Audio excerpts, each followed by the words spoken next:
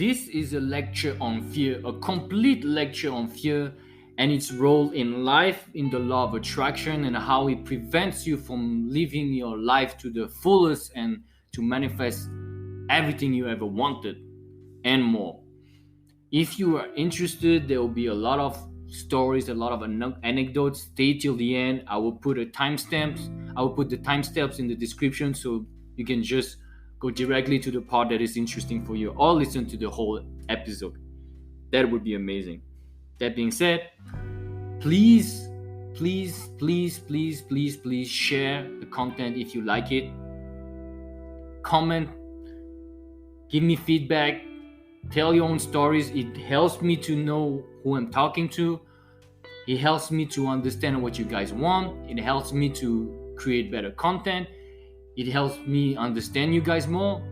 And it helps my channel grow. So even if you have hateful comments, by all means, please go ahead and knock yourself out. Anyway, let's start. Fear will play a role in your life. You get to choose how much of a role it will have in your life. Jim Carrey. We talked about gratitude previously. We're now talking about its evil opposite cousin, fear. Fear is a very low vibration. It's not the lowest because fear still has a lot of energy as opposed to other vibrations of apathy, guilt, and shame. Fear can run your life and pretty much ruin it. Fear is looking at the future and seeing all the things which might go wrong. Fear is not doing things you want to do because you fear what others might say. Fear at its very core boils down to survival. We fear that we will lose everything and everybody and end up alone, destitute, and depressed. That's why we want to conform. That's why we don't go after what we really want. That's why we stick to relationships that do not benefit us.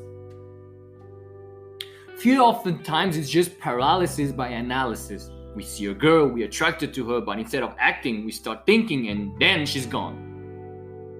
Do the thing you fear, and the fear is certain to disappear. Ralph Waldo Emerson. Fear, false evidence appearing real. This is an excerpt from the great book Letting Go by David Hawkins. And the particular topic of this chapter was fear. One excellent experiment is to let go of the fear of fear itself. When we stop being afraid of fear, we notice that it is just a feeling. In fact, fear is far more tolerable than depression. Surprisingly, to a person who has been in bad depression, the re-emergence of fear is welcome. It is better to feel scared than hopeless. To understand how fear is self-reinforcing, we have to stop and look at one other of the laws of consciousness. What one holds in mind tends to manifest. What this means is that any thought which we consistently hold in mind and consistently give energy to will tend to come into our life according to the very form in which our mind has held it. Thus, fear engenders fearful thoughts. The more we hold these thoughts in mind, the more likely the feared event will happen in our life, which again reinforces our fear.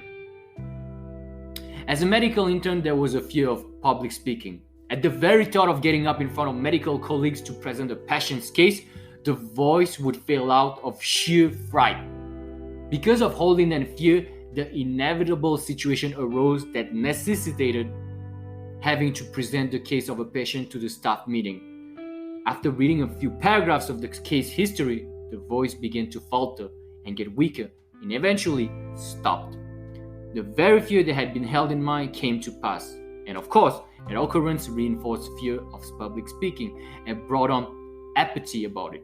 Henceforth, for many years, the limiting belief system operated. I can't speak in public. I'm just not a public speaker. Any and all speaking occasions were avoided, with the consequent loss of self-esteem, avoidance of activities, and limitation of vocational goals. As the year passed, the fear took a somewhat different form. The belief system was, I don't want to speak because I might be boring. I might be a bad speaker. Finally, an occasion arose where it was necessary to speak in a public meeting. There was the opportunity to sit down and found the courage to face the fear. The inner dialogue was, what's the worst possible thing that could happen? well, you could be terribly boring. This brought to mind all the boring speeches given by others, and then it became possible to accept that a boring speech was actually common and certainly not the end of the world. There was a letting go of the pride and vanity behind that fear. Yes, it just might happen that the speech would be terribly boring. The fateful day finally arrived. The paper was written out, so all that was needed was to read it. Yes, it would have been far more interesting to give it extemporaneously, but there was an acknowledgement and acceptance of the fear, and so the speech was written out beforehand. The moment arrived to ascend the podium. Despite the inner fear and reading the speech in a flat, monotone voice, the feat was accomplished. Afterward, some friends say, that was technically a good paper, but boy, it sure was boring. The inner self, however, didn't care. It was jubilant that there had been the courage and acceptance to face the situation and actually do it. The fact that it was boring was completely irrelevant. What was important was that it was done at all. Self-esteem increased because the fear and inhibition had been overcome and speaking engagements no longer had to be avoided. In fact, the practice developed to being an all presentation with a warning to the audience. I am one of the most boring speakers around, and in fact, I can be quite tedious. Surprisingly, this brought a laugh from the audience. Their laughter signified acceptance of our common humanness, and so the fears were lifted. And that's the end of the first excerpt from the great, amazing book by David Hawkins, Letting Go. Now, the following excerpt is from Miracles of the Mind by Joseph Murphy, another incredible book. Also on fear, obviously. A young lady was invited to an audition. She had been looking forward to the interview. However, on 3 previous occasions, she failed miserably due to stage fright. Here is a simple technique which I gave her. Remember, this young lady had a very good voice, but she was certain when the time came for her to sing that she would be seized by the stage fright. The subconscious mind takes your fear as a request, proceeds to manifest them and bring them into your experience. On 3 previous auditions, she sang wrong notes and finally broke down. The cause, as previously outlined, was an involuntary autosuggestion, i.e., a silent fear thought emotionalized and subjectified. She overcame it by the following technique. 3 times a day, she isolated herself in a room. She sat down comfortably in her armchair, relaxed her body and closed her eyes. She stilled the mind and body as best she could. Physical inertia favors mental passivity and renders the mind more receptive to suggestion. She counteracted the fear suggestion by its converse, saying to herself, I sing beautifully, I am poised, serene, confident, and calm. She repeated this statement slowly, quietly, and with feeling from 5 to 10 minutes at each sitting. She had 3 such sittings every day and 1 immediately prior to sleep. At the end of the week, she was completely poised and confident and gave a remarkable, wonderful audition. Carry out the above procedure with assurance and conviction, and the death of fear is certain. There are many people who are afraid to go in an elevator, climb mountains, or even swim in the water. It may well be that the individual had unpleasant experiences in the water in his youth, such as having been thrown forcibly into the water without being able to swim. I had an experience when I was about 10 years old. I fell accidentally in the pool and went down 3 times. I can still remember the dark water engulfing my head and my gasping for air until another boy pulled me out at the last moment. This experience sank into my subconscious mind. For years, I feared the water. An elderly psychologist said to me, go down to the swimming pool, look at the water and say it out loud in strong tones, I am going to master you. I can dominate you. Then go into the water, take lessons and overcome it. This I did. I learned that when you do the thing you're afraid to do, fear disappears. And that's the end of the second excerpt. Fear is a major component of one's life. It's an annoying component that it is here for the ride. Fear is looking at the future and seeing what it will go wrong. What if my business fails? What if my husband leaves? What if ISIS strikes? What if I get sick? What if I get rejected? What if I end life as a failure? So much of our lives are lived in the constant state of worry and anxiety. The price you have to pay for living with those emotions might be too high. Your ego is writing checks your body can't cash. It's all about our scared and fragile ego. During ancient times, fear had a purpose. It was here to prevent us from getting eaten alive or survive natural disasters. Nowadays, fear is much more manufactured and fabricated, first by society and the media, then of course by our own minds. I'm not trying to cast any aspersions nor deny any conspiracy theories. It is neither here nor there. The media will do what they do, which is to try to get viewership and audience. The media will turn the info into something that will get your amygdala hooked. Fear is one of the greatest ingredients to get eyes and clicks. Why start a business? 9 out of 10 fails. Why go approach that woman? She's most likely going to reject you or even worse, slap you. Fear paralyzes us and prevents us from actually doing what we really want to do. How much are you holding back just because of fear? Are you starting sentences like, oh, I wish I could do this or that, but I don't think it can work? How do you know it won't work?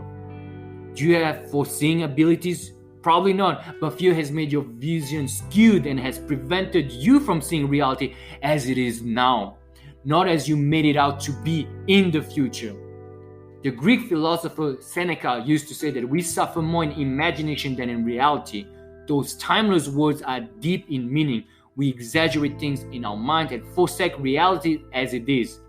Seneca also said, he who indulges in empty fears earns himself real fears. I will illustrate this point with a few examples. When I was living in Shanghai a few years ago, I started seeing this girl. We were both really into each other. After a few weeks, we were eagerly calling ourselves a couple, boyfriend and girlfriend. I was feeling quite fragile at the time. I was isolated and depressed before I had met her. Things in my life were not going so well and I felt distraught. When she arrived in my life, she felt like a breath of fresh air. Things went great for a time, but at one point my attachment to her led to my fear of losing her. Before that, I was being the ideal boyfriend, but then fear came along and changed my demeanor and behavior altogether. All of a sudden, I was clingy and needy, and obviously she started backing away, till one day she had enough, and our short-lived romance ended, all because I had let fear rear its ugly head. Now let me tell you about a few scenes from the old show named Conform, with famous actor David Carradine.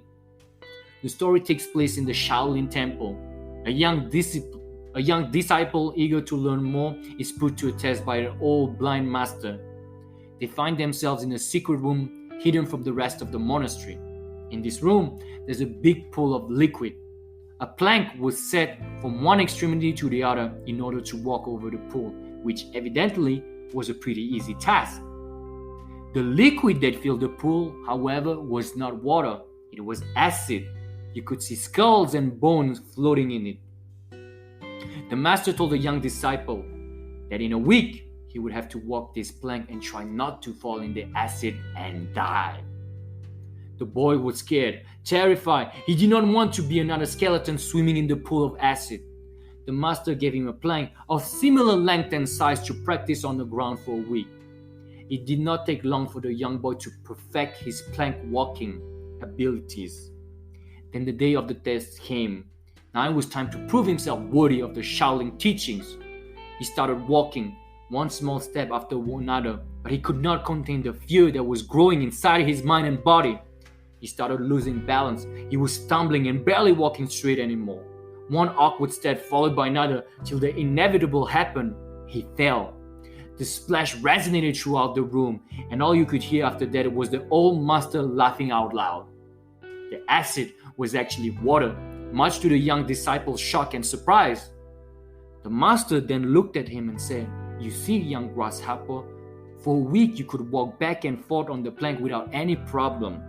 Once you thought that the pool was filled with acid, you turned scared and fear failed you." In his short story, The Mask of the Red Death, Edgar Allan Poe wrote about the devastating plagues in Europe during the Middle Age. In his story, the different demons are gathering to report to one another. Those demons are the ones spreading the plagues all throughout the continent. One after the other, they brag about the number of people they have killed. They ask one of the demons who came from Paris, "How many have you killed?" I killed a few thousand. How many have you killed? Just came back from London and killed about 500. Then they turned to the other demon who had just come back from another European city. What about you? I killed about 50, but fear has killed in the thousands. As you can see from those 3 anecdote stories, fear is pernicious. Your fear can manifest itself if you don't stop and take another direction. Fear can paralyze and destabilize your body, as you have seen in the scenes of the Kung Fu TV show. Fear can make you worried and push you to behave in a way that is unattractive, as you have seen in my unfortunate love story. Fear can also kill you, as you've seen in the Edgar Poe story. Obviously, it's a fictional piece, but we all know cases where fear, anxiety, and worry has led people to death. Some doctors can predict with almost 100% accuracy who is going to survive cancer and who is not. Attitude is so important. If you're starting to fear for your life and believe that this is the end for you, guess what? It will most likely be. To ignore danger is wrong, but it's also wrong as well as unhealthy to be immobilized by excessive worry and fear of the unknown. That's from Seneca. Of course, we need to be cautious in life. Being a daredevil is not advisable. We need not fear the world. Fear puts our body and mind in a negative, unwholesome state of being, which translates as being tense and most often lead us to make bad decisions. What we need is to respect the world and its risk. We need to know that shit can happen. Businesses can fail. Relationships can end. And catastrophic events can occur and accidents can happen. Of course, we need to be aware and vigilant. But we need not fear those events because, as I wrote above, we tend to bring them about in our reality by fearing them. When we know the risk and consequences, we can be aware, be respectful of the world, and make better decisions and behave in a way that is most likely to prevent any or less negative outcomes in our lives. Have you heard of the worry table? The table was designed to clearly make a separation between real concerns and fabricated concerns. Worries about disaster, which as later events prove never happened, about 40% of my anxiety. Worries about decisions I made in the past, decisions about which I could now, of course, do nothing, about 30% of my anxiety. Worries about possible sickness and a possible nervous breakdown, neither of which materialized, about 12% of my worries. Worries about my children, my friends, worries arising from the fact I forgot these people have an ordinary amount of common sense, about 10% of my worries.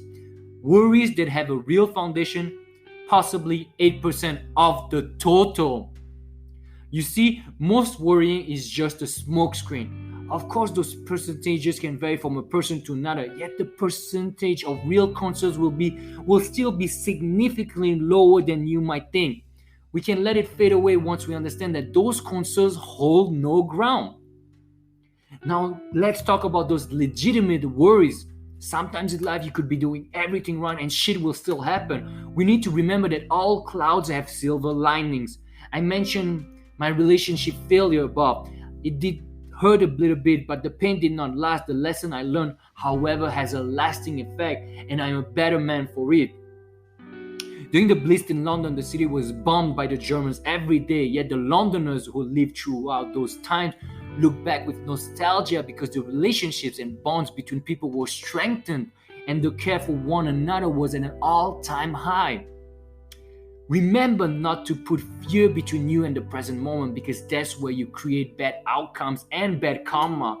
Once you understand there is nothing to fear, even fear itself, you can put compassion, gentleness, and kindness between you and the present moment, and that's how you make good karma and create greater outcomes and more positive outcomes.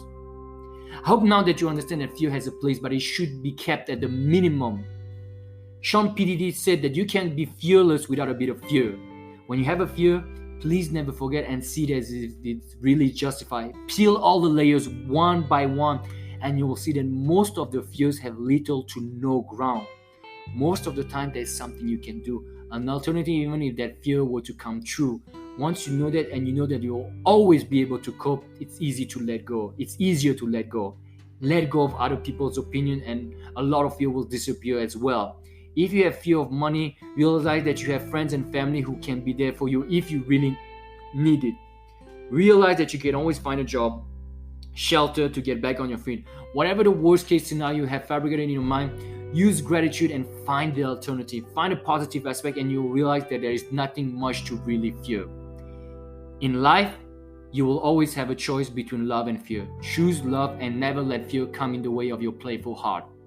And that's the end quote by Jim Carrey. Hope you guys like this lecture, this episode. Please share, like, and comment, and I'll see you next time.